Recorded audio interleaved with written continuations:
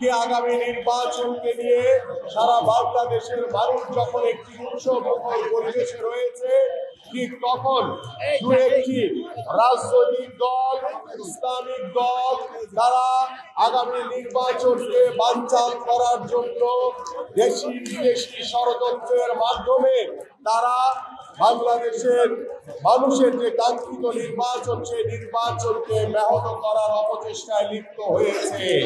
যারা 1971 সালে রাজাকারের ভূমিকায় ছিল, তারা এখন নাকি বাংলাদেশ পরিচালনা করতে চায়।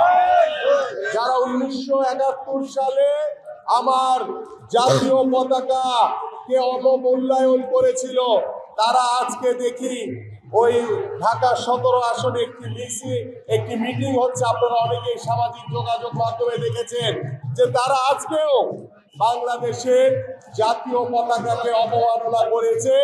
তারা স্টেজ সাজিয়েছে বাংলাদেশের পতাকা দিয়ে, এবং এই স্টেজের উপর দিয়ে তাদের নেতা কর্মীরা পায়ে হেঁটে হেঁটে আমার দেশের পতাকাকে অবমাননা করেছে। আবারও তারা এদের দিয়ে বাংলাদেশের মানুষের কোনো উন্নয়ন হবে না, কোনো কল্যাণ হবে না।